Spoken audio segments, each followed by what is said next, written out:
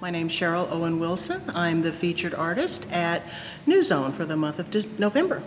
All right, people ask me why I did just the black and white, and white is a combination of all the colors that are visible in the spectrum, and the absence of white gives you black.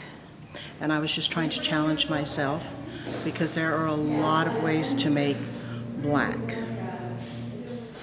When asking my 4-year-old granddaughter how to make gray, she says, the way you make gray is the particles in two colors hug each other. Then they squish together. And then they mix and the gray particles spread out.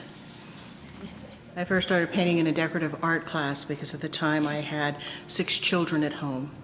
And it was my one thing that I could do. Since then, I have taken any number of art classes, but I am essentially self-taught.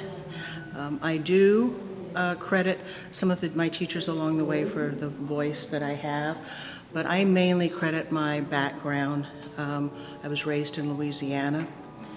I grew up in Louisiana, and that is reflected in a lot of my art. While we don't have this color of blue wave on the Oregon coast, my husband and I spend a lot of time on the Oregon coast. It is our getaway, it is our heaven on earth, and so I wanted to make a painting about the coast, but I also wanted to incorporate the concept of the black and white, gray, and one pop of color. The title of this piece is called Shadow Spinners. I'm also an author. And I have a collection. We have a collection of short stories, ghostly short stories. And this is the masthead for the blog, and it's also on the cover of that collection of short stories. So here I have, this is a writer, so they're writing. And here's a scene that I've created for a story.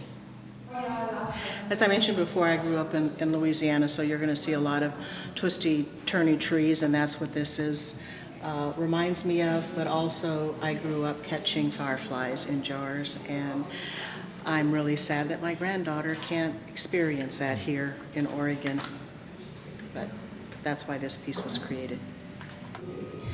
These 2 pieces are part of a 4-piece series called Southern Jazz.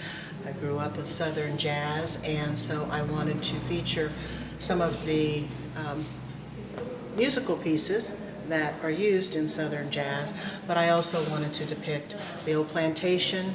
And if you look closely, there's also another instrument in most of these pieces. There's a horn here. And then I am fascinated by the crypts and the cemeteries of the South. Well, come on down to New Zone to see the show and all the other lovely art that is displayed here every month. This will be up for the entire month of November, and so hope to see you here.